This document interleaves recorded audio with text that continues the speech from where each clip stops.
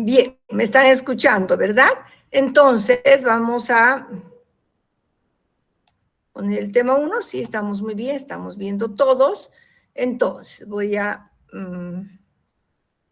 ampliar para que todos podamos ver.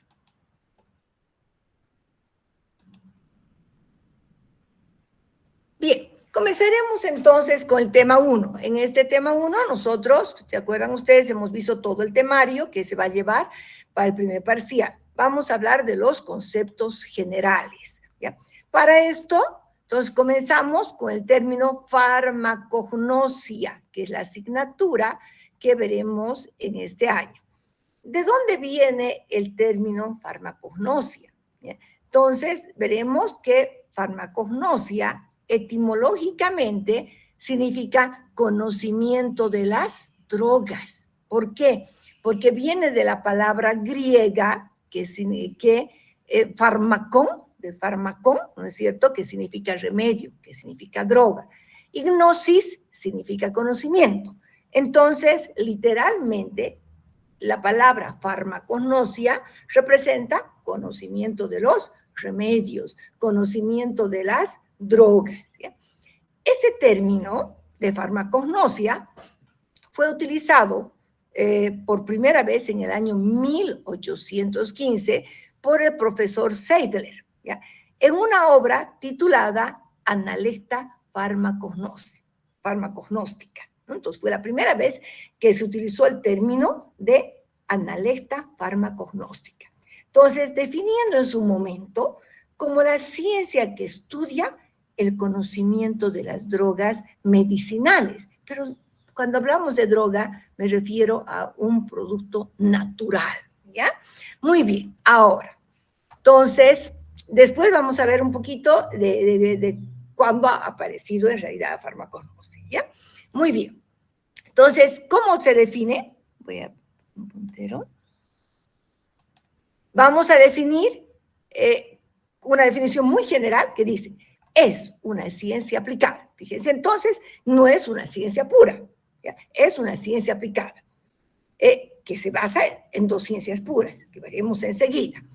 Es la ciencia aplicada que se ocupa del conocimiento de las materias primas de origen biológico, es decir, de origen natural, que el farmacéutico o la industria farmacéutica emplean para la preparación de medicamentos, ¿no? Entonces, a eso se refiere. Entonces, vamos a ir ampliando un poco ese término. O sea, se refiere a los productos biológicos, dice materias primas, ¿no? Pero de origen biológico. Muy bien. Ahora, un poquito volviendo a lo que les decía en cuanto a cuándo apareció la farmacognosia. Yo quiero que ustedes también participen, por favor, ¿ya? Entonces, a ver, la pregunta es, ¿la farmacognosia nació realmente en el año 1815 con el trabajo de Seidler, denominado Analecta farmacognóstica? ¿O cuándo creen que apareció el uso de productos naturales, de plantas, de animales, para curar las enfermedades? ¿Cuándo creen que apareció? Vamos a ver, para que me puedan... Ya, a ver, Abigail. Buenos días, doctora. Buenos días. Pues yo creo que la farmacognosia ya nació desde antes de lo que el farmacéutico Schilder pronunció la palabra, porque antiguamente ya el ser humano, al paso del tiempo, fue buscando soluciones a los problemas que tenía el diario. Ya, muy bien, Abigail. Bien, entonces no nació el año 1815. ¿Alguien más quisiera completar algo? Yo, doctora, aunque va relacionado a lo mismo, yo creo que la farmacognosia ya nació desde muy antes, por el simple hecho de que ya desde la mera existencia de una planta podemos empezar a desarrollar distintas cosas y el ser humano, acorde a sus necesidades, ya empezó a hacerlo. Correcto, ya, está muy bien. Perfecto. Entonces, evidentemente, la farmacognosia no ha nacido en el año 1815, ha nacido conjuntamente con el hombre, ¿verdad? Cuando el hombre se dio cuenta que tenía enfermedades, porque las enfermedades han existido siempre, ¿no es cierto? Entonces, desde el momento que se dio cuenta que se enfermaba, que podía estar enfermo, ¿qué hacía? Buscaba soluciones donde todo lo que tenía a su alcance. ¿Y qué tenía a su alcance? Plantas, animales. Entonces, ahí nació la farmacognosia. Comenzaron a diferenciar entre lo que viene a ser las plantas medicinales que curaban, aquellas que eran tóxicas, etcétera, comenzaron ya a distinguir entre plantas medicinales y plantas no medicinales, ¿verdad? Bien, por eso hay lo que viene a ser la medicina tradicional china, que tiene muchos años antes de Cristo, la medicina tradicional en la India, la medicina herbolaria, y en nuestro propio país tenemos la medicina tradicional desde la época del Incario o antes posiblemente, ¿no? Porque se ha encontrado precisamente en las chulpas, se han encontrado pues restos de coca, restos de algunas plantas que usaban justamente para curar sus enfermedades. Entonces, la farmacognosia antigua ha nacido, se ha desarrollado conjuntamente con el hombre, ¿verdad? Muy bien. Ahora, vamos a ver un poquito para entrar a definir ya correctamente el término farmacognosia, todo lo que abarca la farmacognosia, vamos a ver en qué ciencia se apoya y por qué. ¿Ya? Mire, toda la farmacognosia hemos dicho que es una ciencia aplicada y requiere de dos ciencias básicas, la botánica. Antiguamente, la farmacognosia antigua solo se apoyaba en la botánica, es decir, hacía una valoración macroscópica de las drogas enteras. Cuando yo hablo de una droga, me refiero, por ejemplo, a la hoja de menta, a la flor de manzanilla, a la raíz de ruibarbo, a la corteza de quina, ¿me entienden? ¿Ya? Entonces, se basaba en lo que viene a ser una valoración macroscópica y una valoración microscópica, que todavía se sigue haciendo para poder ver la autenticidad de la planta. ¿Ya?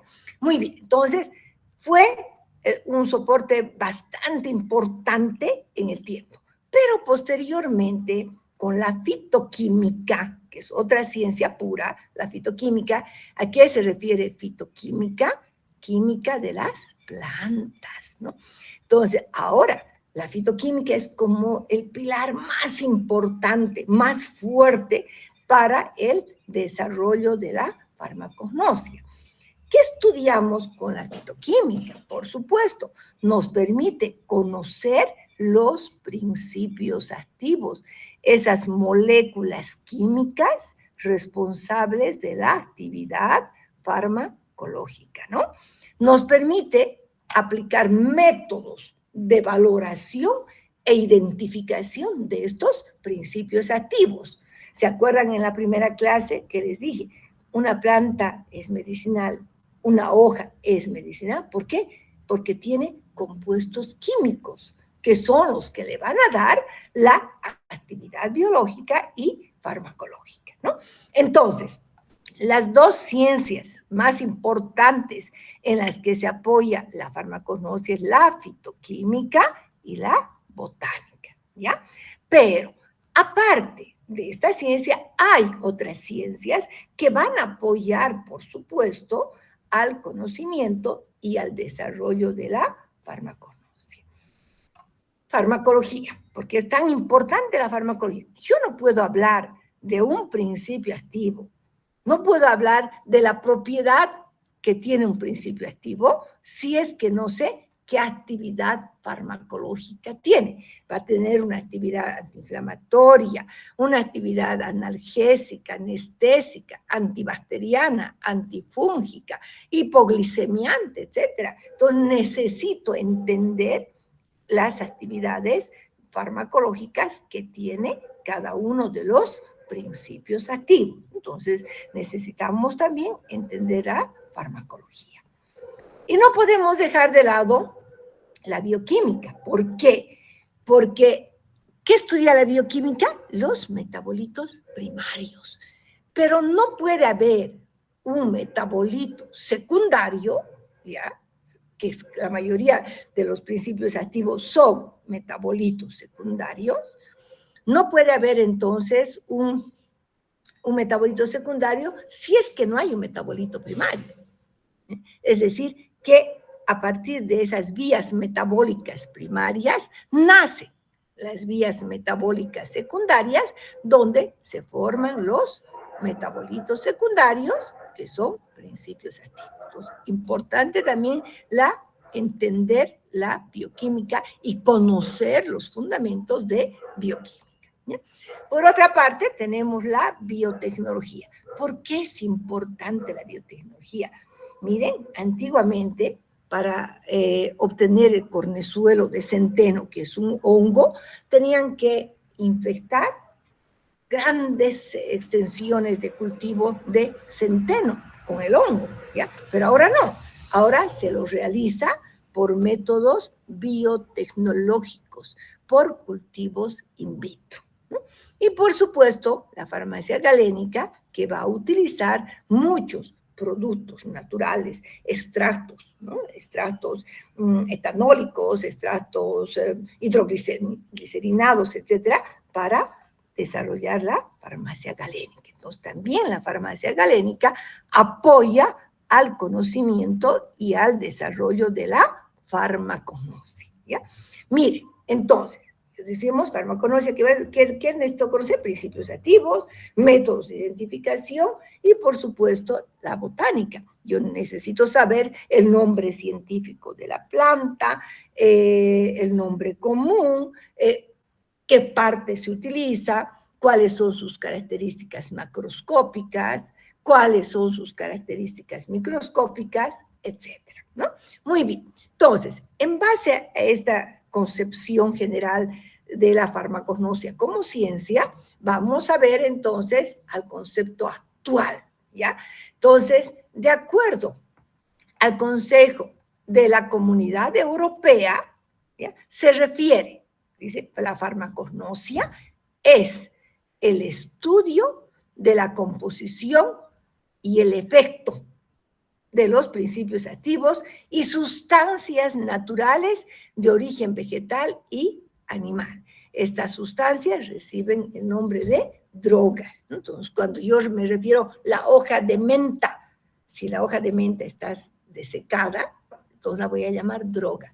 Pero esa menta, esa hoja de menta, tiene un principio activo que es el mentol. Entonces, la farmacognosia estudia la planta, la droga, que viene a ser la hoja, y sus principios activos, ¿entienden? ¿Bien? Entonces, repito, es el estudio de la composición y el efecto de los principios activos y sustancias naturales de origen vegetal y animal, ¿ok? Entonces, podemos decir que consiste en el estudio de las drogas. ¿Se acuerdan que decíamos farmacognosia, farmacón, ¿no? Droga, remedio, pero natural. Entonces, podemos decir que se refiere al estudio de la materia prima. ¿Qué es una materia prima? La hoja, un tallo, una flor, una semilla, etcétera, que le sirve al farmacéutico o a la industria farmacéutica para la elaboración de los medicamentos, ¿no? Tanto a nivel de medicamentos industriales o también los medicamentos utilizados con procedimientos manuales, como ser la farmacia galénica. Normalmente el término de droga, como ya les había indicado, se refiere a una parte u órgano de la planta. Yo tengo la planta medicinal, toda la planta. La droga es la parte de la planta que tiene la actividad biológica o farmacológica. ¿Okay? Bueno, pero también habíamos indicado, no solamente va a ver la hoja como hoja, sino, muy importante, también estudia la composición química de la naturaleza de sus principios activos. Entonces, si una planta es medicinal, porque tiene un principio activo, porque tiene un compuesto químico que le va a dar la actividad farmacológica. También se ocupa, ¿se acuerdan de la fitoquímica? De los ensayos para su caracterización, identificación y valoración, así como de los necesarios, ¿sí? Imagínense, hemos hablado de la farmacología, así como de los necesarios para determinar su actividad farmacológica y sus principios activos. Entonces, fíjense que la farmacognosia es muy amplia, ¿no? Va a estudiar la droga, sus principios activos, los métodos de identificación, las pruebas biológicas que se van a realizar para poder verificar o validar su actividad farmacológica, ¿no? Muy bien. Pero no solamente va a abarcar a las plantas medicinales, también estudia plantas alucinógenas, ¿no? Alucinógenas, plantas tóxicas y sustancias que son absorbentes, por ejemplo, el algodón, ¿no? El algodón, que son los pelos de una semilla, Eusipio hirsutum. También estudiamos algodón, pero el algodón es un absorbente, ¿no? No va a tener una actividad farmacológica, pero es un producto natural. O va a estudiar el agar-agar, ¿no?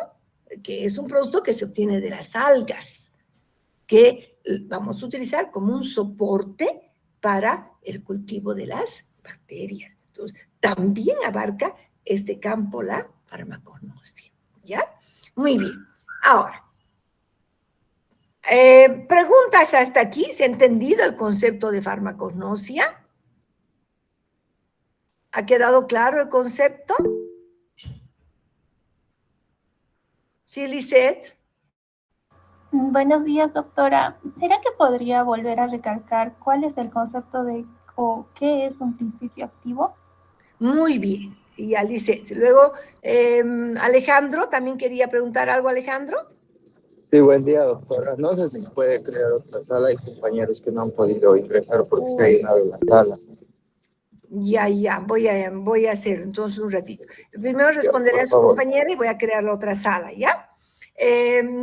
A ver, la pregunta era, ¿qué es un principio activo, no? Entonces, un principio activo es un compuesto químico, ¿sí? Presente en la planta, que es el responsable de la actividad biológica o farmacológica de la droga, ¿ya? Ejemplo, la hoja de menta, el principio activo es el mentol, que es un aceite esencial, ¿no?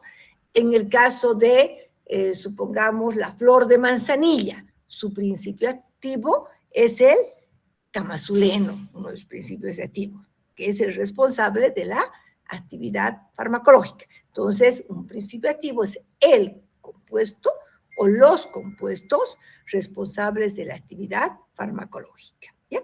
Bien, voy a crear otra sala más. Espérenme un momento, por favor.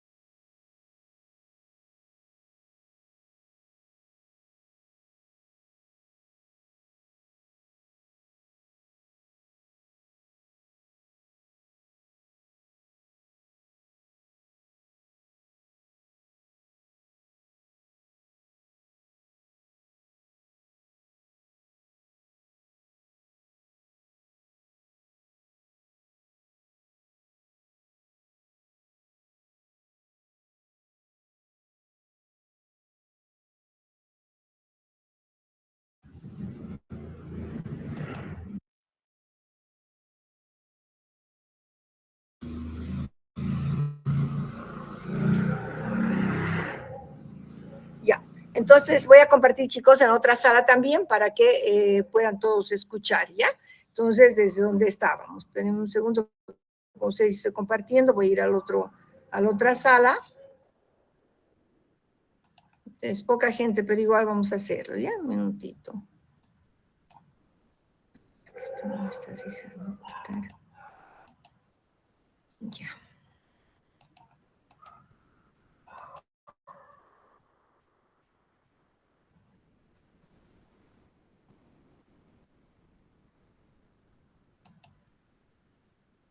Ya. Todos están viendo ambas, todos estamos ahí mismo, ¿no? Concepto de droga, ¿sí? ¿Todos están viendo el concepto de droga? ¿Ambas salas? Perfecto, ok. Entonces, voy a ir, vamos a ver desde el concepto de droga. Entonces, al momento hemos visto todo lo que viene a ser la definición de la farmacognosia. No se olviden que estamos definiendo entonces como el estudio de las drogas naturales, de las materias primas que se utilizan en la industria farmacéutica, pero no solamente se limita a esto, ¿no? Sino también va a estudiar los principios activos, los métodos de identificación, los métodos de valoración, etcétera. Y además el término de farmacognosia abarca hasta lo que viene a ser plantas alucinógenas, plantas tóxicas, absorbentes, soportes, pero siempre de origen natural, ¿ya? Bien, entonces vamos a irnos al concepto de droga. ¿De dónde viene el término droga? ¿Ok? Vamos a ver. Miren, el término droga, en realidad, siempre que hablo de droga, no me refiero a la droga de cocaína, marihuana, no. Nosotros hablamos desde el término de una droga es algo bueno, ¿ya? Pero el término droga, en realidad, dicen los autores que por error se lo ha llamado droga, ¿no? ¿Por qué? Porque venía del término, del vocablo inglés que significa drug, que era secar. ¿Por qué? Porque siempre las plantas medicinales, para ser utilizadas, se las hacía secar, ¿no? Entonces, de ahí vino el término de secar, drug, que venía entonces, llamaron drogas, ¿no? Porque normalmente una droga natural, ya vamos a ver más adelante, es aquella que ha sido recolectada y secada, ¿ok? Bien, entonces, el concepto general de droga, dice, es toda materia prima de origen biológico, que significa de origen natural, que directa o indirectamente sirve al farmacéutico o a la industria farmacéutica para la elaboración de medicamentos. Toda materia prima de origen natural, ¿ok? Todo vegetal o animal entero, órgano o parte del mismo, o producto obtenido de ellos por métodos sencillos.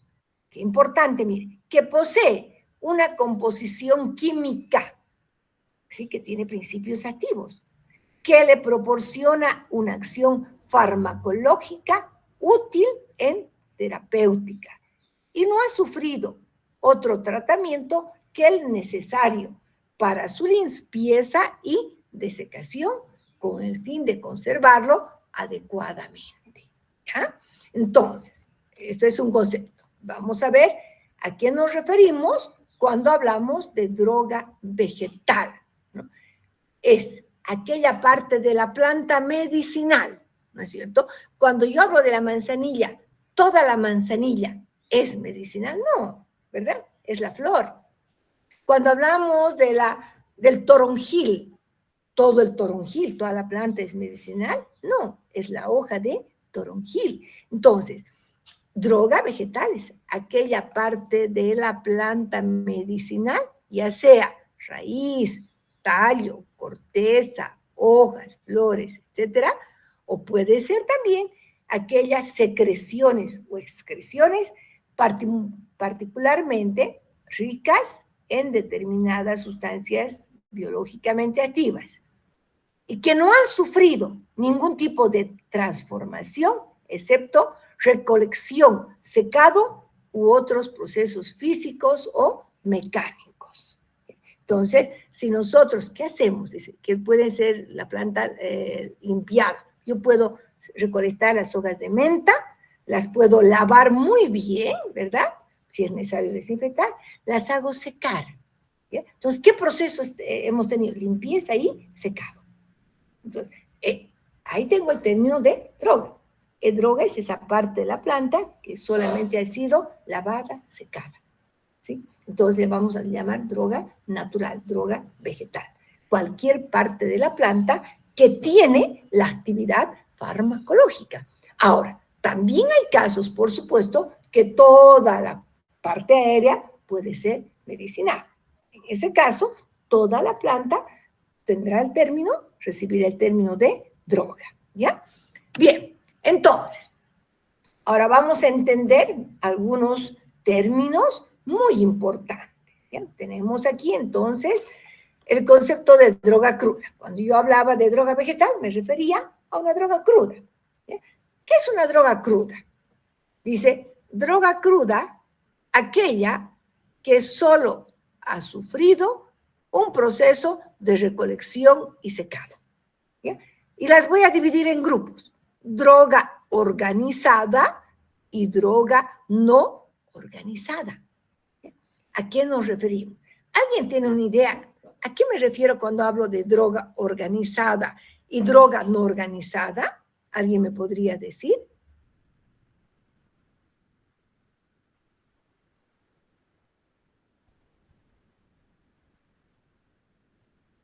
A ver, una idea que tenga. ¿A qué hablamos a qué nos referimos cuando tenemos una droga organizada?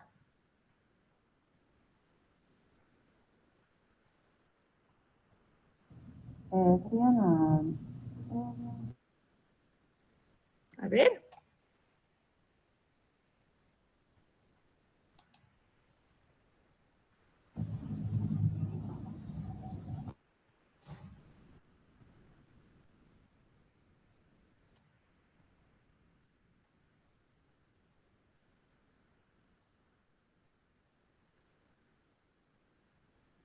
¿Alguien tiene una idea? Ya. Entonces vamos a continuar. Les voy a ir explicando, ¿ya? Entonces, ¿Me escucha? ¿sí, dime? Sí, sí. Doctora, sería organizada y no organizada, quiere decir que son órganos no naturales y otras que son tóxicas. No sé si estaría bien así. No, no. Una droga organizada es aquella droga que tiene una estructura histológica definida, ¿ya? Entonces, se refiere que va a ser una parte de la planta. Puede ser una raíz, un tallo, una flor, un fruto, ¿no? Una corteza. Tiene una estructura histológica definida. Y una droga no organizada se refiere a que son excreciones, secreciones que puede tener la planta. Una goma, ¿sí? La goma tragacanto, por ejemplo, ¿no? Látex, el látex de papaya, ¿no? Ustedes cuando ven, tenemos un fruto verde, cuando la papaya está verde, hacen un tajo, cortan, ¿y qué sale? Sale un látex blanquecino, ¿no? Muy rico, por supuesto, en papaina. Entonces, una droga no organizada no tiene una estructura histológica definida. Cuando yo vea al microscopio, no voy a observar características histológicas. No voy a ver un suber, no voy a ver un pelo glandular, etcétera. No, porque son prácticamente secreciones, sustancias químicas, ¿ya? Entonces tenemos las gomas, tenemos los bálsamos, tenemos los látex, como un ejemplo de drogas no organizadas. ¿Me han entendido? Es importante que aprendamos a diferenciar, ¿ok? Bien, ¿qué será una droga mejorada? Dice, una droga mejorada es aquella que ha sido sometida a procesos físicos o mecánicos para su empaquetamiento o mejor conservación, como molienda o desmenuzamiento. ¿Me puede dar alguien un ejemplo de una droga mejorada?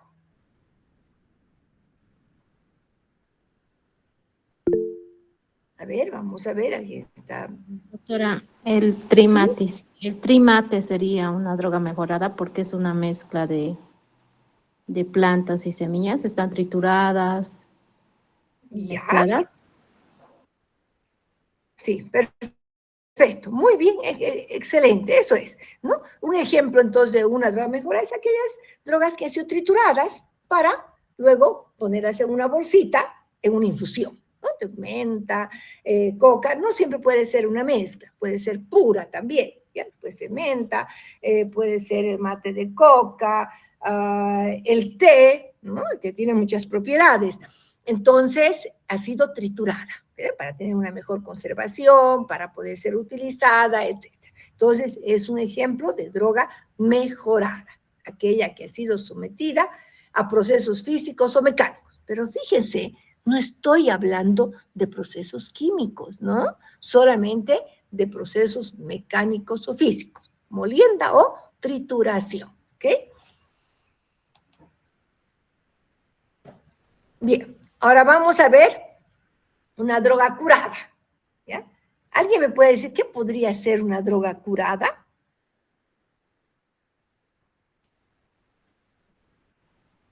Doctora, ¿Sí? una droga curada puede ser que ya hayamos obtenido la planta, la hayamos pasado por secado, su limpieza, la trituración y luego pasa a una maceración y se realiza una extracción. ¿Eso podría ser?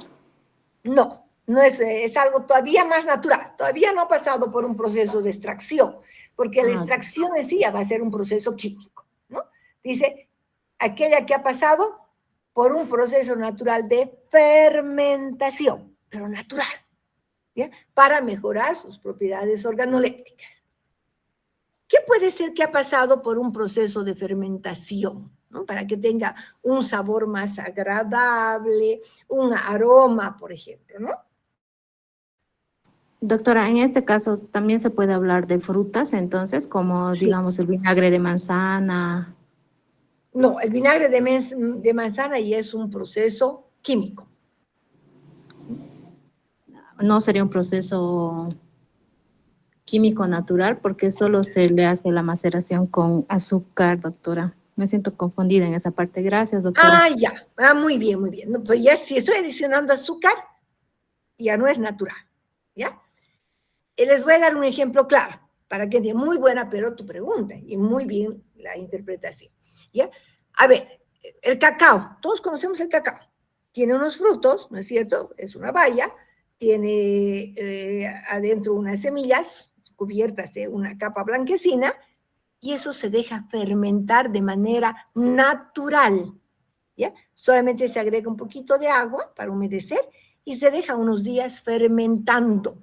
Entonces, ¿para qué? Para que las levaduras, las bacterias naturales, sin adicionar yo nada, ninguna bacteria, van a producir enzimas que van a lograr entonces algún cambio químico, por supuesto, en la droga, para mejorar su sabor, para mejorar su olor, para que sea más agradable, un sabor a chocolate. Lo mismo ocurre con las vainas de la vainilina, ¿no? Que se deja fermentar solamente agregando agua de manera natural, ¿ya? O el té negro, se recolecta, se lo amarra y se lo deja fermentar, ¿no? Hasta que tenga un color oscuro. Entonces, esa es una droga curada, ¿ya? Aquella entonces que ha pasado por un proceso de fermentación natural, donde yo no voy a adicionar ninguna bacteria, no voy a adicionar ningún químico, no voy a adicionar azúcar, no voy a adicionar nada, ¿me entienden? ¿Ya? Entonces, este es un ejemplo de droga curada, ¿ok? ¿Han entendido? Alguien me estaba preguntando algo, he visto que alguien... A ver, en nuestro grupo. ¿Dudas, preguntas? Ok. Ya. Muy bien. Entonces, vamos a continuar. ¿Ha quedado claro el concepto, no? No se olviden, droga, hemos hablado de droga cruda, droga mejorada y droga curada. que podemos decir también droga fermentada, pero de manera natural, ¿entienden? Ok, pasamos. Vamos a hablar un poco ahora de otros conceptos de drogas, ¿ya? Pero que tiene que ver con la farmacopea. ¿Ya? Entonces, drogas oficiales y no oficiales. Las drogas oficiales son aquellas que se encuentran descritas en las farmacopeas oficiales de los diferentes países. Enseguida les voy a decir, y ustedes en un ratito van a averiguar a qué nos referimos cuando hablamos de farmacopea. ¿Okay? Yo no les voy a definir todavía. Entonces, las drogas oficiales, que antes se las denominaba oficinales, ¿ya? Son aquellas que se encuentran descritas en las farmacopeas oficiales de los diferentes países. Drogas no oficiales, aquellas que no se encuentran descritas en las farmacopeas, pero sabemos que es medicinal. A ver, Bacardistrímera, ¿sí? Tiene propiedades hepatoprotectoras, muy conocida en nuestra medicina tradicional, ¿ya? Pero no está descrita en la farmacopea, pero la utilizamos como medicinal. Se sabe que tiene la actividad hepatoprotectora. Entonces, esa es una droga no oficial. ¿Ya? Entonces, la conocemos, que es medicinal, pero no se encuentra descrita en la farmacopea. Las drogas extraoficiales son aquellas que se encontraban descritas en las versiones anteriores de la farmacopea, pero ya no se encuentran en las nuevas. ¿Por qué? Porque posiblemente se ha encontrado toxicidad, genotoxicidad, etcétera, o porque tenía unos efectos secundarios demasiado fuertes, ¿no es cierto? Entonces, ya no se encuentran descritas en las nuevas versiones.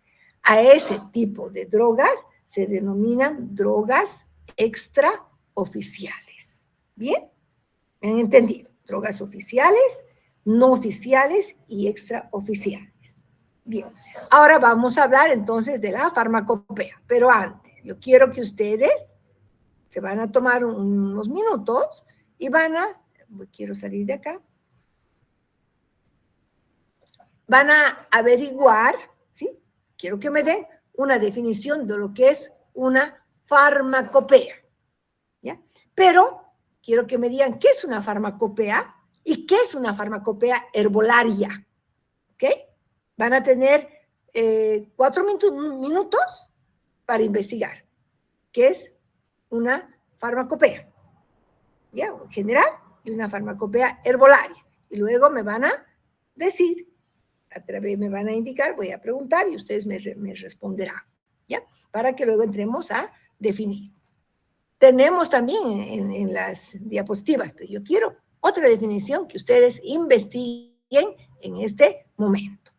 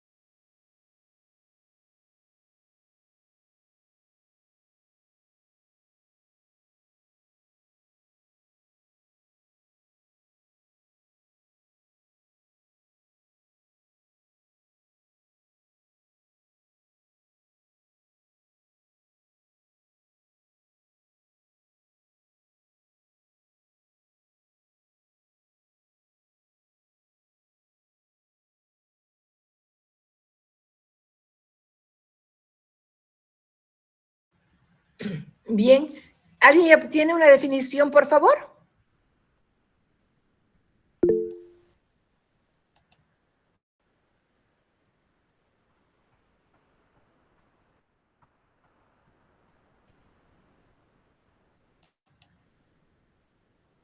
A ver, ¿quién está? Primero estaba en orden.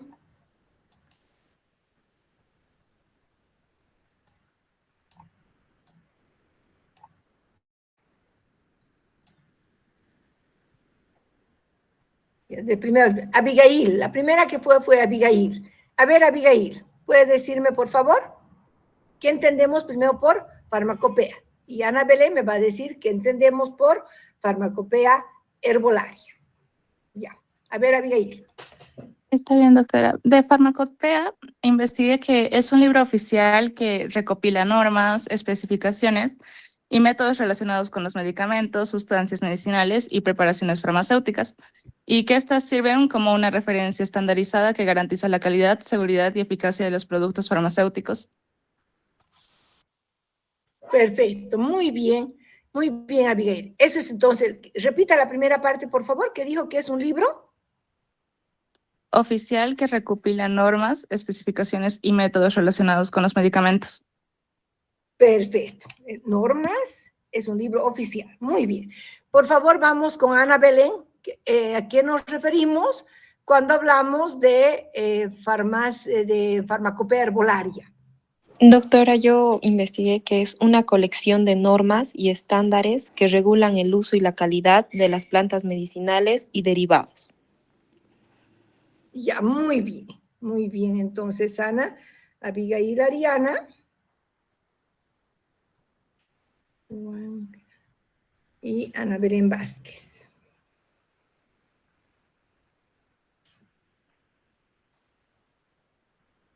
Perfecto. ¿Ya? Estoy anotando para considerar después. ¿Ya? Bueno, muy bien, eso es. Eso es entonces, la farmacopea general abarca también fármacos, medicamentos, pero hay una farmacopea especial que, como bien ha dicho su compañera, que va a regular netamente a las plantas medicinales, ¿no? Eso se llama farmacopea herbolaria. Casi todos los países, además de tener la farmacopea general, tienen como un capítulo o un libro netamente de productos naturales o de una farmacopea herbolaria. ¿Okay? Bien, entonces vamos a continuar. Estamos con la compartiendo.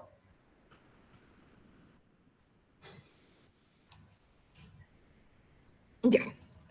Entonces, ¿qué es una farmacopea? Como bien decimos, miren, las farmacopeas son textos recopilatorios de monografías, ¿ya?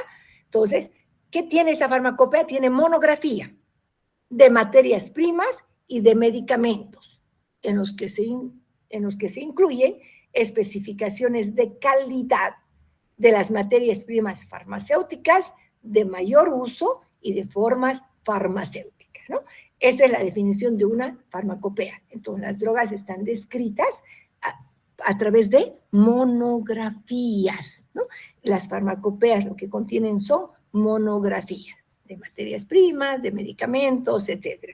Y las herbolarias, netamente entonces, de la planta medicinal, la parte utilizada, les voy a mostrar un ejemplo más adelante, ¿ya? Entonces, podemos decir que existen varias farmacopeas de reconocido prestigio. La farmacopea norteamericana, United States Pharmacopoeia, la farmacopea británica, la farmacopea europea, farmacopea española, la farmacopea italiana, la farmacopea francesa, farmacopea mexicana, argentina. Estas farmacopeas tienen capítulos de farmacopeas herbolarias, ¿no? ¿Ustedes saben si en Bolivia tenemos una farmacopea? ¿Habrá una farmacopea boliviana? ¿Será que tenemos una farmacopea en Bolivia?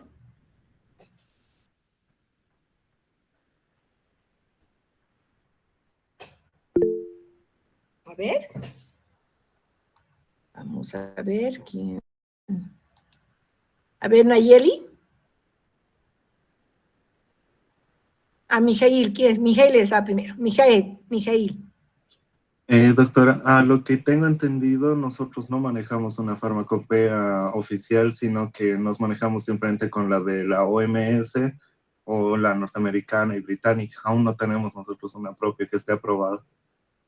Exactamente. En Bolivia no tenemos una farmacopea. No tenemos una farmacopea. ¿Cuántas veces he hecho intentos de hacer un formulario, de reunirnos, muchas reuniones, pero nunca se ha podido concretar de elaborar una farmacopea? México tiene una excelente farmacopea, ¿ya? Todos nosotros nos apoyamos normalmente en las farmacopeas, por supuesto, las europeas son muy buenas, pero también ahí está la farmacopea caribeña, que es completa, la farmacopea mexicana, que es excelente, hay también la farmacopea argentina. Entonces nos basamos especialmente en farmacopeas que nos pueden regular, ¿no? Porque las plantas, especialmente las oficiales, son muy conocidas en todo el mundo y las normas van a ser las mismas, ¿sí? Evidentemente, no tenemos una farmacopea, por lo que nos basamos en las farmacopeas a nivel de Latinoamérica especialmente, o incluso también algunas farmacopeas europeas.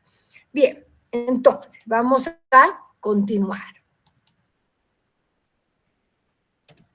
¿Qué será una monografía? ¿Se acuerdan que les indiqué que las farmacopeas contienen monografías, ¿no? Entonces, toda droga, toda planta en una farmacopea herbolaria está descrita a través de una monografía. Entonces, ¿qué será una monografía?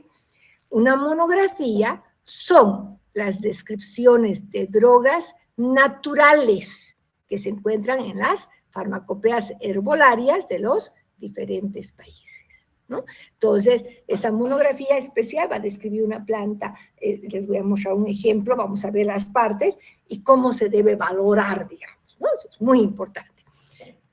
Una monografía en general contiene la siguiente información.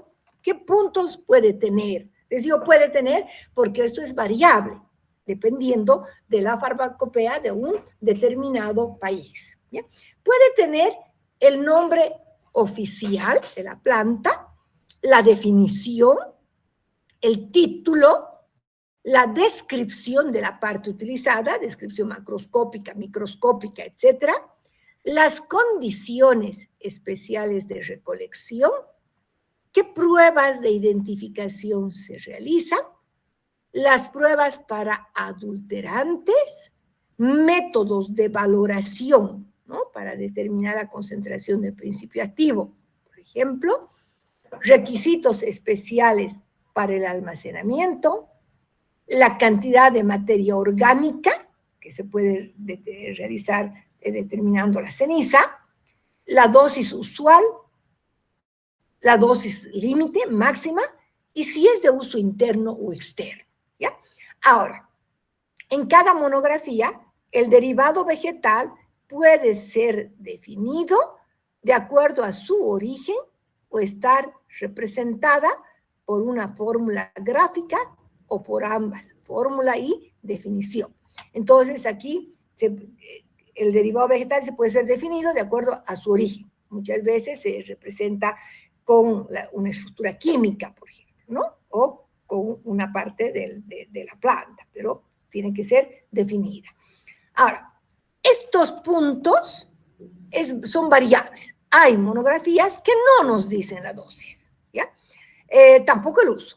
Pero normalmente nos van a decir qué métodos de valoración, nos van a decir qué métodos de identificación, las características macroscópicas, microscópicas, etc., ¿no? Yo les voy a mostrar un ejemplo de una farmacopea que es muy buena y la tenemos en la facultad por donación de unos profesores que llegaron hace tiempo, la farmacopea herbolaria mexicana. Entonces voy a compartir para que vean qué partes puede tener una farmacopea herbolaria a nivel de Latinoamérica. Y eso es un poco variable, como les decía, dependiendo si es italiana, si es francesa, si es caribeña, va a variar, ¿ok? Espérenme un momento.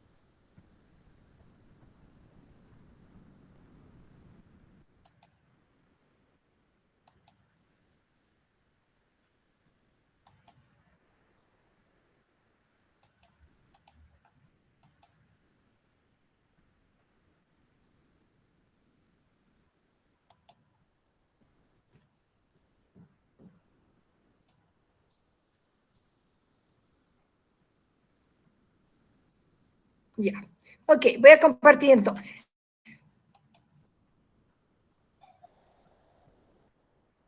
Está un poco pesado porque como estoy con 2 salas, tarda un poco.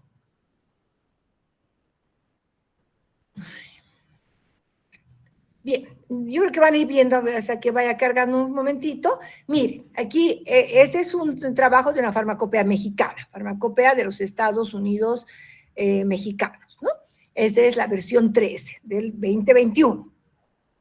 Dice, el término farmacopea proviene de un nombre y un verbo griego que significa hacer medicamentos, pero regularmente se entiende por este término el libro en el que están las descripciones de los medicamentos, ¿no? Esto es en general la definición de lo que viene a ser entonces una farmacopea. No sé por qué no estoy pudiendo cargar. Qué raro. Vamos a compartir, voy a volver a abrir ya. Un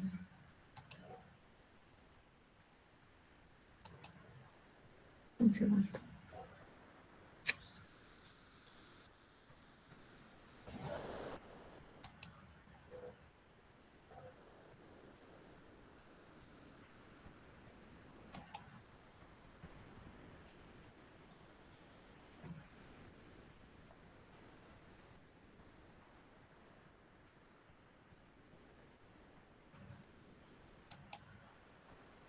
Ya, a ver, vamos a volver a, tengo que volver a abrir.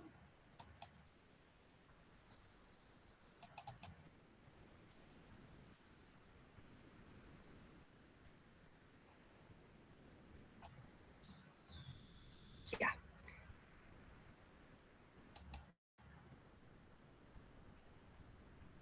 Ya, estamos viendo todos, ¿verdad? Muy bien, ahora sí hemos abierto sin problema.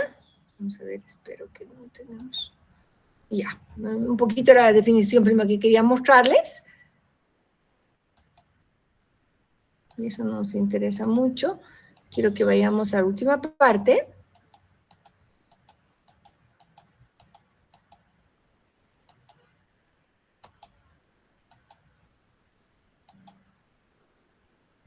Aquí tenemos un ejemplo. Entonces, por ejemplo, voy a aumentar el tamaño.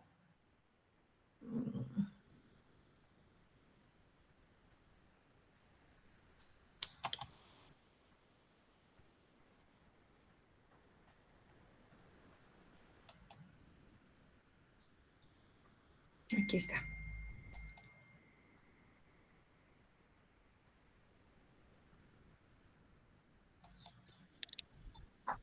Ya, miren, aquí tenemos un ejemplo. ¿Están viendo, no, chicos, todos? Ejemplo, la hoja de amamelis. Miren, hoja de amamelis. Entonces, ¿qué parte utilizada? Es la hoja. ¿Ya? La definición. Miren, la definición. Tenemos el nombre científico, Amamelis virginiana, la definición. Dice, consta de la hoja seca, entera o fragmentada de Amamelis virginiana, de la familia Amamelidaceae, contiene no menos del 3% de taninos, expresado como pirogalol. Entonces, aquí me está dando la definición, me está dando el título que se refiere a la concentración. Cerraré. Bien, voy a aumentar un poquito más tal vez para que vean mejor, porque está un poco pequeño todavía para ustedes. Ok, ya está mejor, ¿no? Un poquito más. Ya, ahí vamos. Ya. Entonces estábamos aquí. ¿Dónde estábamos? En Amamelis. ¿Dónde estábamos? Ahí estábamos, ¿no? Hemos visto, por ejemplo, fíjense, definición, descripción macroscópica, que es importante también, ¿sí? Las características de la parte utilizada, que hemos visto que es la hoja, ¿no es cierto? ¿Cuáles son sus características macroscópicas? Las características microscópicas, cuando la droga se encuentra pulverizada.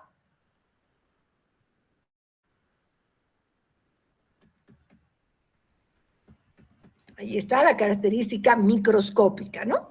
Y aquí tenemos incluso el dibujo de lo que vamos a observar nosotros cuando realicemos la valoración microscópica. Dice, es un polvo de color amarillo parduzco.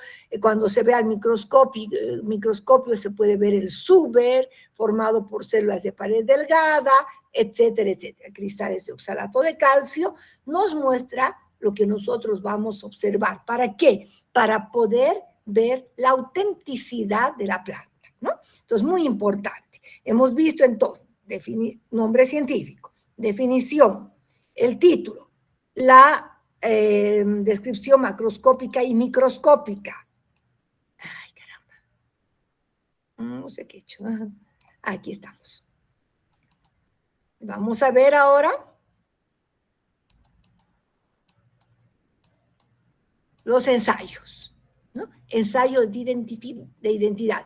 Aquí podemos ver qué método químico vamos a utilizar para poder identificar los principios activos presentes en la hoja de Amamelis. Y aquí me habla, por ejemplo, de métodos cromatográficos, ¿no? Cómo debemos hacer, cómo se realiza la cromatografía en capa fina, etcétera, ¿no? Y dan diferentes métodos para poder identificar entonces a los taninos presentes en Amamelis virginiana, ¿no? Muy bien. Bueno, aquí está todo el procedimiento detallado, que es importante que contenga una farmacopea. ¿Dónde está?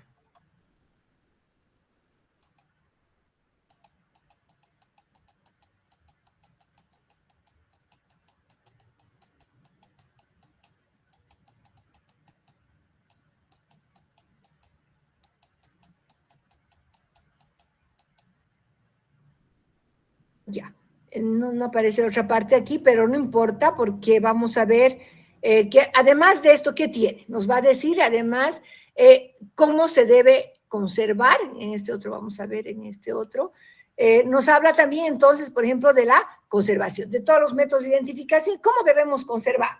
Se debe conservar, por ejemplo, a temperatura ambiente, mejor se recomienda conservar las hojas, o sea, las drogas enteras, ¿ya? Para que no se pierdan los principios activos. Entonces nos indica cómo conservar, a qué temperatura, etc. Fíjese entonces que cada farmacopea va a variar un poco de acuerdo a lo que han considerado el grupo de especialistas, han considerado importante para para normar, digamos, qué puntos debe tener la monografía de cada planta, ¿no? Es muy importante, varía un poco de una a otra entonces, ¿no? Hay otras farmacopeas que tienen más puntos, por ejemplo, se dice la determinación de ceniza, cómo debe realizar la determinación de ceniza, cuáles son los valores, etcétera, ¿no? Es un poco variable. Esto es lo que contiene la farmacopea mexicana, que es bastante buena, pero hemos visto que tiene casi todos los puntos, ¿no? Tal vez lo que no tiene son las dosis usual, si es uso interno o uso externo, no tiene, pero sí tiene la mayoría, por lo menos 10 puntos de los que está en las características requeridas para una monografía de plantas medicinales, ¿okay? Bien, entonces en conclusión nosotros hemos podido ver que es muy importante la monografía. Primero, que es la farmacopea, hemos indicado la descripción, ¿no? Las normas que van a regular, entonces, una determinada planta medicinal. ¿Cómo se describe? A través de monografías. Entonces, ¿qué será una monografía? Es la descripción de las características de las normas de una determinada planta medicinal que se encuentra en la farmacopea oficial de cada país, ¿no? Hemos podido ver nosotros en la farmacopea que les he mostrado, la mexicana, tiene el nombre oficial, la virginiana, tenía la definición, tenía el título, que se refiere a la concentración de los principios activos, tenía la descripción macroscópica y microscópica, tenía pruebas de identificación, pruebas de valoración, tenía los requisitos para el almacenamiento, ¿no? Entonces, son todos esos puntos que cuando yo realizo un control de calidad de una planta, debo seguir todos los pasos que establece la farmacopea. ¿Han entendido? Eso es. ¿Ya? Bueno, entonces, pasando un poquito, continuamos siempre con la parte de generalidades. Vamos a hablar de lo que viene a ser la clasificación de drogas vegetales, ¿no? Las drogas vegetales, para su estudio, pueden ordenarse en base a los siguientes aspectos. ¿Ya? Entonces, yo puedo tener, mire, vamos a ver, ¿cómo puedo clasificar? De acuerdo a un orden alfabético, de acuerdo a un orden taxonómico, morfológico, farmacológico o terapéutico, o químico o biogénico. O sea, lo puedo organizar de acuerdo a 5 aspectos. El alfabético. Normalmente en el alfabético, cuando se emplean los nombres latinos de la lengua vernácula, ¿sí? Nombres latinos. Yo puedo decir, a ver, vamos a enumerar todas las plantas en orden alfabético, aquellas que son medicinales. ¿Sí? A, ajo, albahaca, con B, boldo, ¿no? Con C, cebolla, caléndula. Entonces vamos a ordenar las plantas simplemente en orden alfabético. ¿Utilizando qué? El nombre común. El nombre común. La clasificación taxonómica es cuando ordenamos nosotros a las plantas medicinales empleando sistemas de clasificación taxonómica, considerando clase, orden, familia, género, especie. Yo les digo, a ver, vamos a ver qué plantas de la familia de las asteráceas son medicinales. Baccharis trimera, Matricaria chamomilla. ¿Qué más tenemos? Taraxacum officinale. Había sido de la familia de las asteráceas. Entonces, nosotros vamos a ordenar las plantas considerando la clasificación taxonómica. Entonces, muchas veces decimos, a ver, vamos a encontrar estos principios activos normalmente en la familia de las Lamiaceae. Entonces, aceites esenciales en el toronjil, en el pasto cedrón, vamos a encontrar en la menta, etcétera, ¿no? Entonces, que corresponde a la familia de las Lamiaceae. Desde el punto de vista morfológico, cuando las drogas se dividen en grupos, como drogas organizadas y no organizadas. Entonces yo les digo, a ver, todas las hojas, por favor, hagan una lista. Todas las hojas que son medicinales. Luego, hagamos todos los tallos que sean medicinales, luego las raíces. Entonces, estoy ordenando de acuerdo a las características morfológicas, ¿no?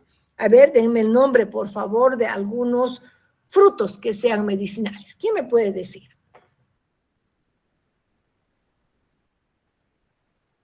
¿Qué frutos tienen propiedades medicinales?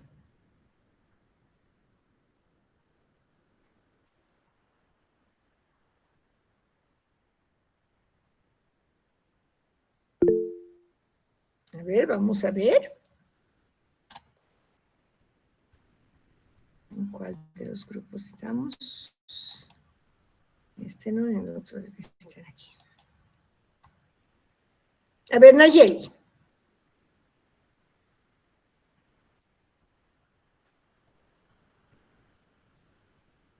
¿Sara? A ver, Sara. Sí, doctora. Yo estaba viendo que el limón tiene propiedades antisépticos, digestivos, que fortalecen de alguna manera el sistema inmunológico. También la papaya, que mejora la digestión, que es antiinflamatoria y buena para la piel. Muy bien. Yo decía entonces fruto de limón, fruto de papaya, fruto de naranja, puedo decir fruto de mora, puedo decir, entonces voy a tener una lista de una parte, ¿no? De una parte de la planta. Luego decir, a ver, denme ejemplos de raíces que sean medicinales. ¿Quién me puede dar ejemplos de raíces que sean medicinales? Doctora, la raíz de diente de león. Ya, muy bien. Además, Además también se puede usar la raíz de la, ¿qué se llama? Muña. Estos sirven raíz de como, muña. No es las hojas se usan de la muña, ¿no? bueno, en casa utilizan la raíz también, doctora. Ah, muy bien. Entonces puede ser la raíz de muña. ¿Qué más podemos tener? Raíz de jengibre, raíz de cúrcuma, ¿no? Entonces, fíjense, a eso nos referimos cuando hablo yo de una clasificación, cuando hablo de una clasificación morfológica. Las voy a organizar, ordenar a las plantas de acuerdo a la parte de la planta. Hojas, flores, frutos, etcétera, que tengan propiedades medicinales. Y en drogas no organizadas, ¿qué puedo tener, por ejemplo?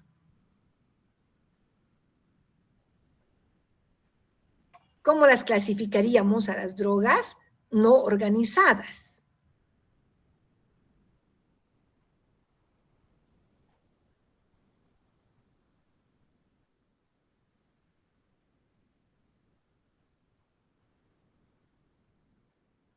A ver, ¿cómo las clasificaríamos a las drogas no organizadas?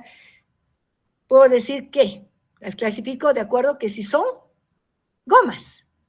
Goma arábiga, goma tragacanto, goma santán, bálsamo, bálsamo de Tolú, bálsamo del Perú, ¿no es cierto? Látex, látex de papaya, látex de higo, el opio es un látex también, ¿no? Entonces, fíjense, podemos nosotros todos clasificar de acuerdo al tipo de secreción, de acuerdo al tipo de droga no organizada. ¿Ya? Bien, ahora, continuando, serían 3 tipos. Ahora nos vamos a la clasificación, entonces, farmacológica. Entonces, esta clasificación supone el agrupamiento de las drogas de acuerdo con la acción farmacológica de sus componentes más importantes. Entonces yo voy a decir, a ver, plantas o drogas que tengan actividad antiinflamatoria. Y ustedes me dirán, la flor de manzanilla, la flor de caléndula, o la hoja, flor de caléndula, hoja de amamelis, ¿no? Aquellas que tengan actividad antibacteriana, fruto de molle, el clavo de olor, ¿no? Entonces, me van a ir diciendo de acuerdo a su actividad farmacológica o terapéutica. Y desde el punto de vista químico o biogénico, es decir, vamos a clasificar a las plantas de acuerdo al tipo de metabolito secundario.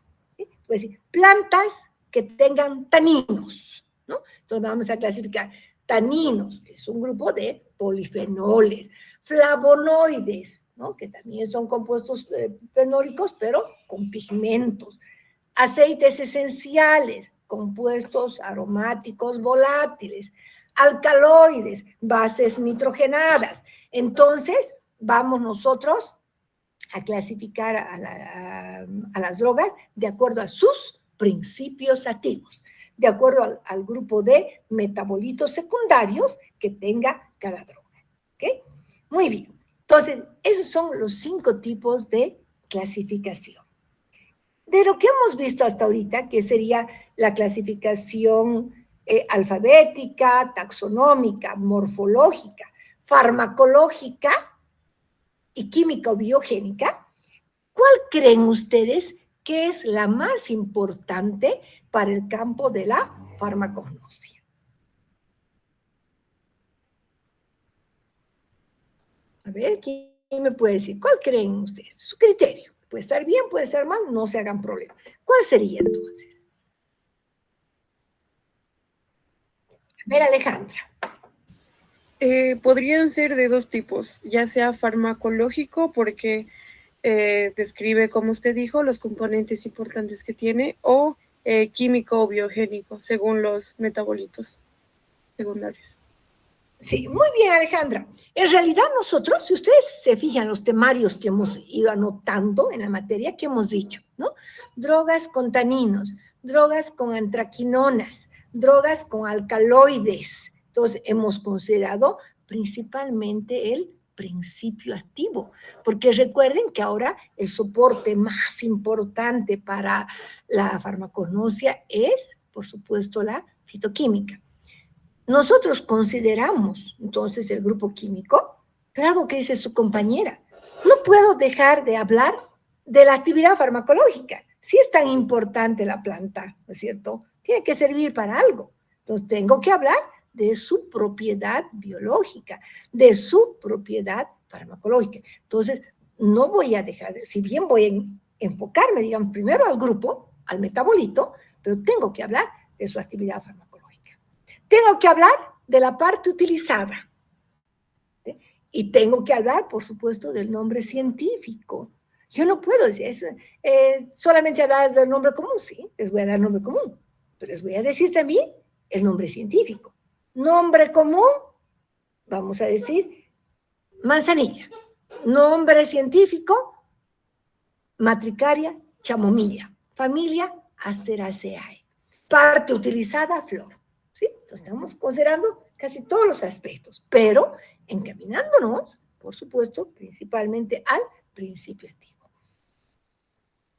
Pero en algunos casos siempre tendré que utilizar, digamos, el principio solamente pensando en el grupo químico, ¿o de qué dependerá que use una u otra clasificación?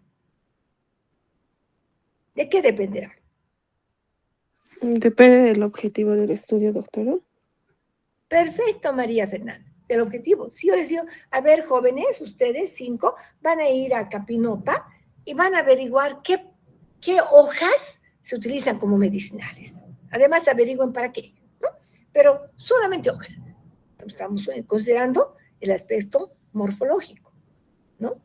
Y si yo les digo, a ver, vayan a averiguar, quiero que encuentren en no sé, a ver, en otro lugar, vayan a Chapare, y que creo que vean qué plantas de la familia de las leguminosas habían sido medicinales.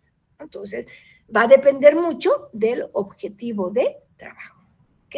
Entonces, en el campo de la farmacognosia moderna actual, se considera mucho la fitoquímica, es decir, los principios activos, pero yo no puedo hablar de un principio activo si no sé para qué sirve, si no sé de qué planta proviene, si no sé qué parte se utiliza. Entonces, los otros aspectos son complementarios, ¿ya? Quedó claro, ¿verdad? Entonces, muy importante entender desde ese punto de vista. Bueno.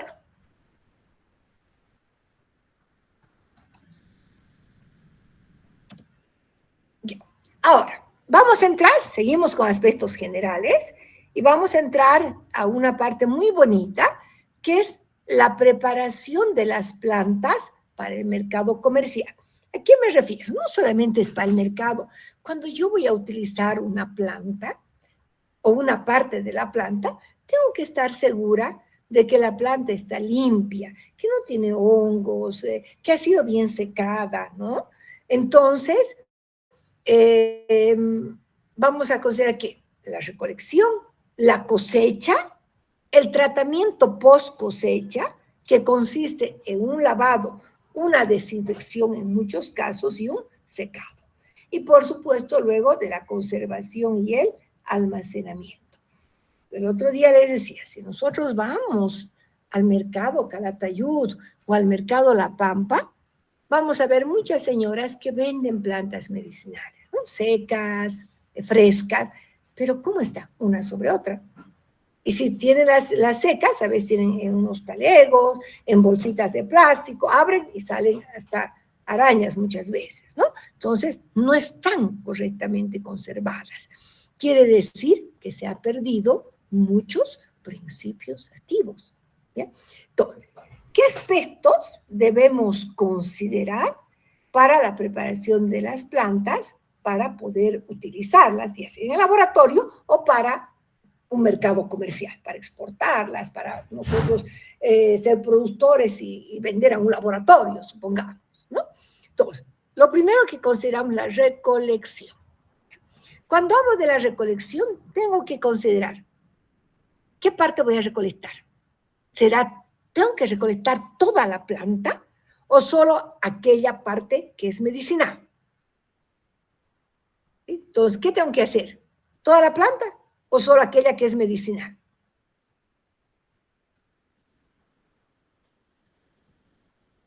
Solo la parte que es medicinal. Si es la flor, solo la flor. Si es la hoja, solo la hoja. ¿No es cierto? Ahora, muy importante toda la parte a recolectar. Lugar de recolección. Es muy importante porque la concentración del principio activo varía de una región a otra.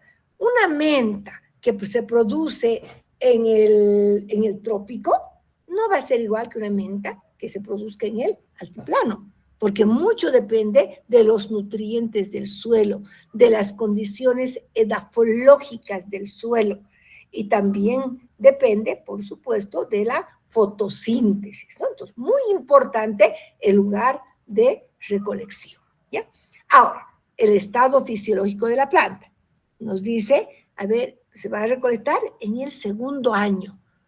Vamos a recolectar en el primer año. ¿Cuántas veces se trata, digamos, de corteza? En el caso de la quina, se recolecta cuando la planta tiene 7 años de edad. ¿Por qué?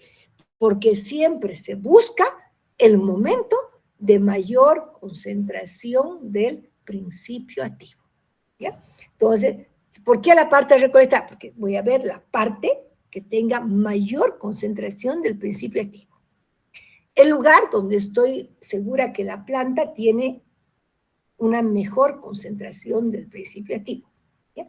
Y la edad de la planta, ¿no? Para que es el momento que tengamos mayor concentración del principio activo. Entonces, son 3 puntos que se consideran en la recolección: parte a recolectar, lugar de recolección y estado fisiológico de la planta, ¿ok? Bien, ahora, hay algunas recomendaciones generales, ¿ya? Para lo que viese la recolección. Normalmente, cuando yo voy a recolectar raíces y rizomas, se recolectan cuando los procesos vegetativos han cesado. Es decir, cuando la raíz ha crecido, y ha terminado el desarrollo de la planta. El momento que puedo ya recolectar la raíz o el rizoma. En el caso de las cortezas, normalmente se puede recolectar, puede ser en primavera, pero antes, o puede ser también en invierno, antes que comiencen los procesos vegetativos. Recuerden que especialmente los árboles tienen una etapa como un estado de dormancia, ¿no? De dormancia. Ese es el momento en que debemos recolectar, o sea, sacar la corteza, y no el momento que se está volviendo nuevamente verdecita, que está nuevamente generándose. Y entonces tiene que ser antes que comiencen los procesos vegetativos. Las hojas y sumidades foliáceas y floridas cuando la fotosíntesis es activa. Generalmente 10 de la mañana, 11, cuando el sol está fuerte y hay una buena fotosíntesis. Ese es el momento para poder recolectar especialmente hojas y sumidades floridas y foliáceas, ¿no? Las flores. Las flores, fíjense, siempre es mejor recolectar antes de la polinización, ¿ya? No después, antes de la polinización. Y especialmente si se trata de flores que voy a utilizar para obtener aceites esenciales, la flor debe estar todavía cerrada, ¿ya? Mejor que esté no muy abierta, ¿sí? Tampoco muy cerrada, ¿sí? A punto de abrirse totalmente. Ese es el mejor momento, porque ya tenemos una buena concentración de los aceites esenciales. Los frutos puede ser antes o después de la maduración, pero deben estar desarrollados. Ejemplo, en el fruto de papavero somnífero, se recolecta, se obtiene látex cuando el fruto está maduro o está verde, pero desarrollado. Está verde, pero desarrollado. ¿Okay? Las semillas, siempre cuando están maduras. Las gomas, las resinas, los látex que estamos hablando, que serían drogas no organizadas en tiempo seco y, recuerden, sin restos de tejidos, porque son secreciones que produce la planta, sustancias químicas que va a producir la planta, ¿no? No tiene una estructura histológica definida. De preferencia, no debe tener restos de tejidos, ni partes de la planta, ¿ya? Bien, ahora, la cosecha. Cuando hablo de la cosecha, es en sí el hecho de poder cortar de la planta la parte de interés, ¿ya? Mire, es importante cuando nosotros, imagínense que estamos en el campo, ¿sí? Ustedes están con su sombrero, están con su bloqueador, etcétera, un canastillo, una tijera desinfectada o una podadera y guantes. Vamos a recolectar la parte que nos interesa, supongamos manzanillas, con la tijerita cortando las flores de manzanilla. Normalmente va a ser la flor máximo con 1 centímetro de tallo, ¿ya? Porque tengo que seleccionar y cosechar la parte que me interesa. Y material sano. Si veo una flor que está marchita, que está con hongos, no la voy a recolectar, no la voy a cosechar, ¿ya? Entonces, muy importante que siempre nosotros cosechemos material sano, ¿ya? Llevar los utensilios necesarios, como decía, canastillo, podadera, guantes, etcétera, ¿no? Y por supuesto, tener preparado el lugar de secado, porque la idea es que no se lleven y se transporten plantas frescas en grandes distancias, no. Es mucho mejor que el lugar de secado esté muy cerca al lugar donde estoy cosechando, ¿ya? Que esté para eso, ¿para qué? Para evitar el deterioro de la droga, ¿ya? Por supuesto, tengo que saber qué parte voy a cosechar, si es hoja, si es flor, si es fruto, si es una droga no organizada. Tengo que saber exactamente la parte entonces que voy a cosechar, ¿ya? Bien. Vamos al manejo post cosecha. Fíjense, una vez que hemos cosechado, ¿qué tengo que hacer? Dependiendo. Yo les voy a explicar cuándo hay que hacer lavado, cuándo o desinfectado, ¿ya? Ahora, miren, del manejo post cosecha, una vez que hemos cosechado, del manejo post cosecha dependerá que el material vegetal conserve sus características físicas, químicas, organolépticas y farmacológicas. Qué importante, ¿no? Miren, de este manejo post cosecha depende que tenga su actividad farmacológica, que se conserve el color, el olor, el sabor y, por supuesto, la composición química, ¿ya? Entonces, el material fresco debe ser inmediatamente tratado, ¿sí? Para evitar el deterioro de la droga, para evitar el deterioro, ¿ya? Muy bien. Ahora, ¿qué implica este manejo post cosecha? ¿Sí? Debo hacer un lavado, ¿ya? Normalmente este lavado se hace con agua potable. Así venga de un vivero, es bueno hacer un lavado, ¿ya? Ahora, ¿el lavado cómo se hace? Así como lavamos una verdura, ¿sí? Lo voy a hacer con agua potable 3 veces. ¿Pero cómo? Normalmente lo que hacemos es, vamos a dibujar, voy a tener un recipiente hondo, ¿sí? Con agua, ¿sí? Aquí voy a tener agua y voy a tener un canastillo, ¿sí? Calado, ¿no?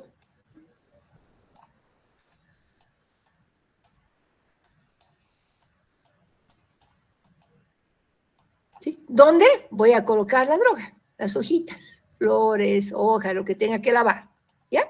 Muy bien, entonces, ¿qué vamos a hacer? Aquí tengo agua. colocamos el canastillo, sí, me estoy poniendo ahí, ¿ya? Vamos a lavar, siempre con guantes, agitamos, lavamos, hacemos que el agua ¿qué? Penetre, lave y escurra.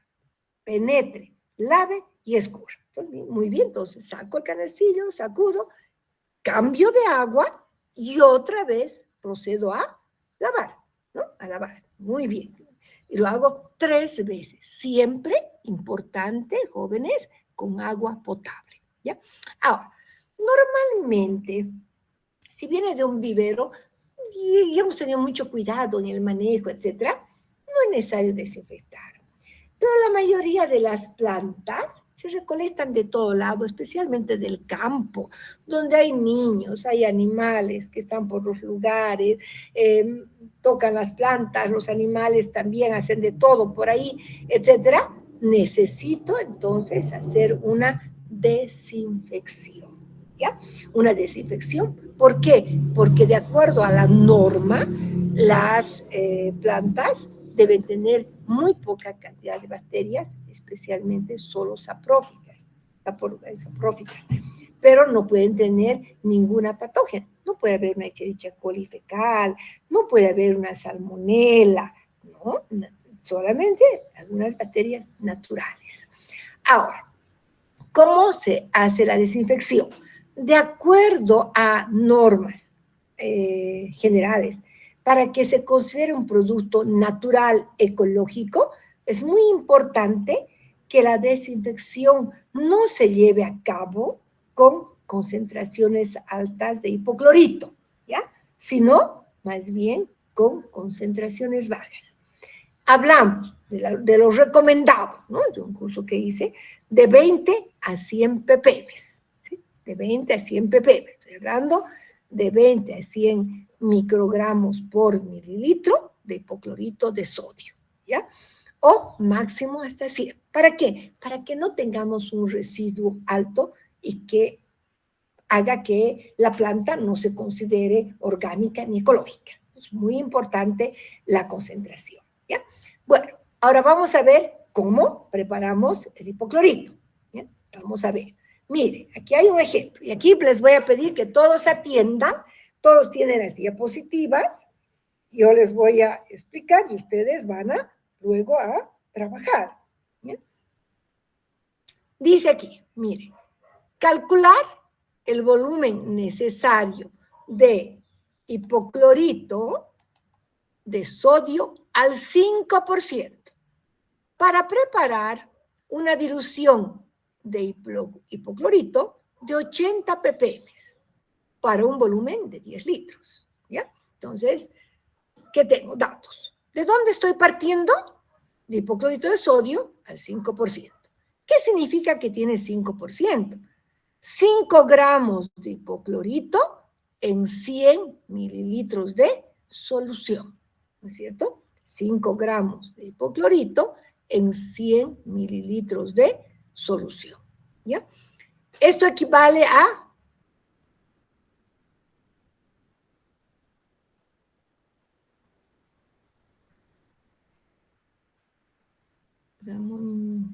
a 5,000, ya, a ver un ratito. Aquí tenemos, entonces para eso nosotros vamos a utilizar entonces la concentración. Si estamos hablando, entonces nosotros tendríamos, mire, 5,000 miligramos de hipoclorito en 100 mililitros de solución. Pero ¿cómo quiero expresar en ppm? ppm es microgramos por mililitro o miligramos por litro, ¿ya? Entonces, si yo digo, quiero convertir a miligramos por litro, ¿qué tendré?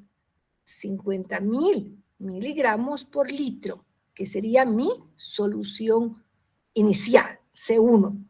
Estaría partiendo de una concentración de 50,000 ppm, 50,000 miligramos por litro. ¿Ve? ¿De dónde viene? Porque yo tengo 5 gramos en 100 mililitros. Si lo convierto a miligramos, tendría 5,000 miligramos para 100 mililitros de solución. Pero para un litro tendría 50,000 miligramos. ¿Está claro? Bueno, entonces tengo C1.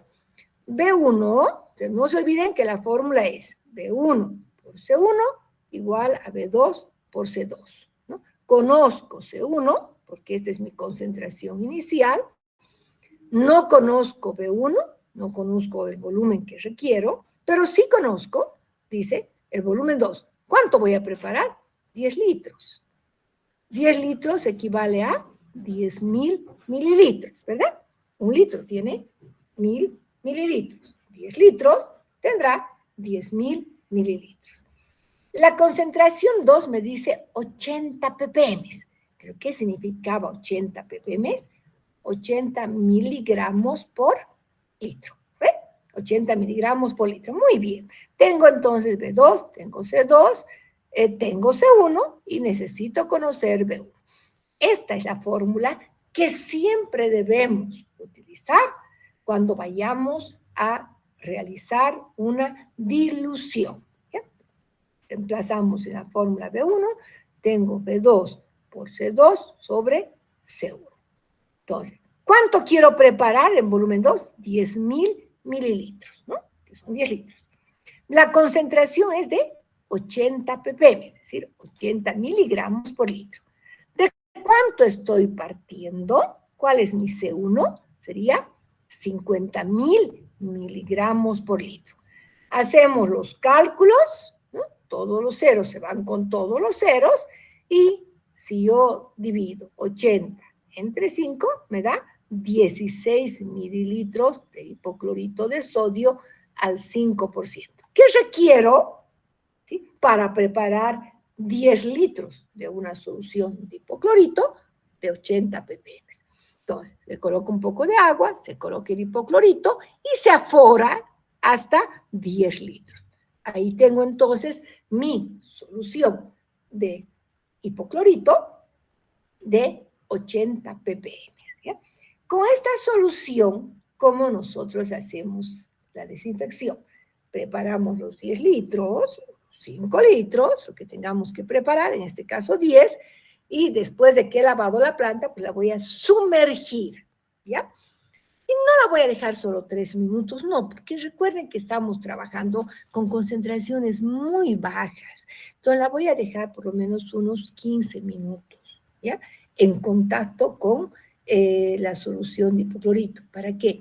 Para asegurar de que pueda tener la actividad de eliminar todas las bacterias. ¿Ya? Muy bien. Una vez que hemos terminado de desinfectar, ya no tengo que lavar. No, no, no. No se olviden que estamos con concentraciones ecológicas. Directamente voy a llevar a secar. ¿Ya? Directamente vamos a secar.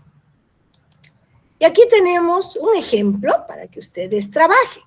¿Ya? Vamos a ver. Esperen un ratito. Copien, luego les voy a dar unos minutos, y ahí sí, la primera persona que resuelve el ejercicio, ay, lo había disuelto, no, voy a cambiar, ¿ya? Para que ustedes puedan trabajar.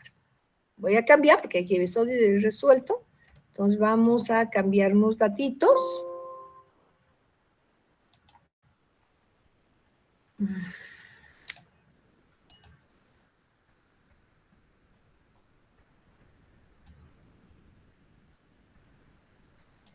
Ya, hay hipoclorito de sodio que sea al 4,5%. Y vamos a preparar que sea 90 ppm. Y vamos a hacer un volumen de 6 litros. ¿Listo? Bien. Esto va a ser un ratito. Voy a anotar los datos. 4,5%, 90 ppm y 6 litros. ¿Bien? Ok. Bien. Entonces vamos a... Les voy a dejar unos 4 minutos también, ¿ya? Para que podamos, y la primera persona que levante la mano, pero tiene que compartir y explicar. Entonces, voy a apagar el micrófono y voy a poner en pantalla.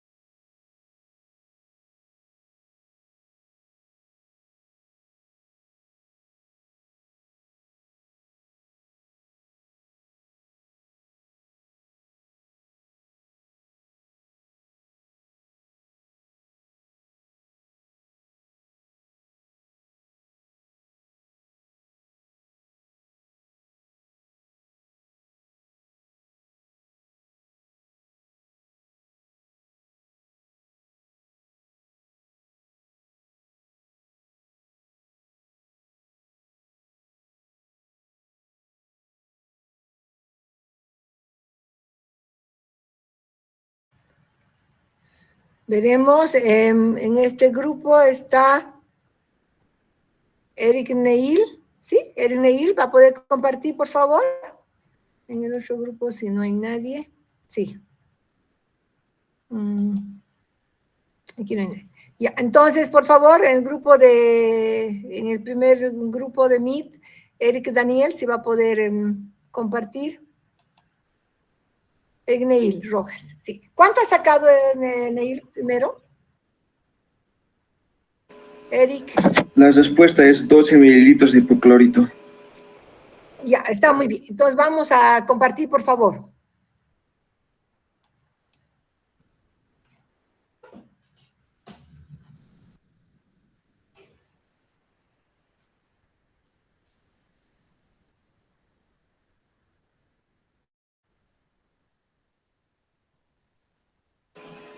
¿Se ve, doctora?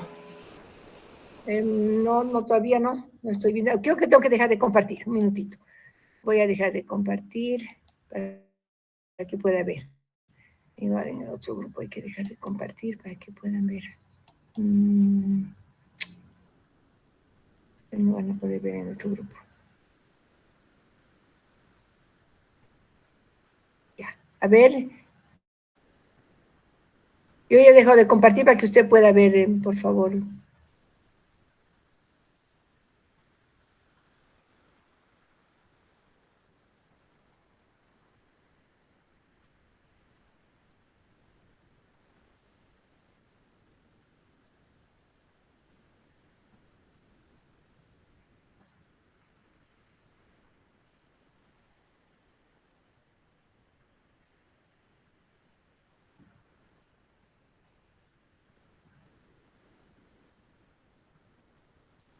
Eric, ¿va a poder compartir?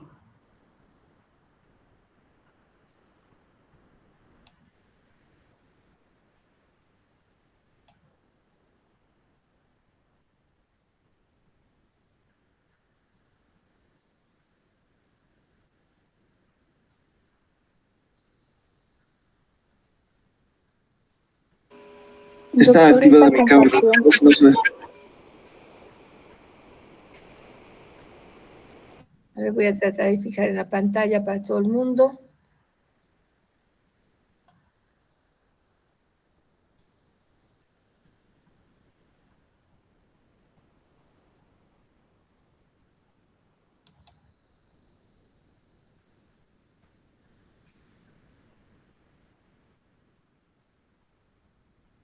Ya, pero tiene que explicarle, no se ve nada.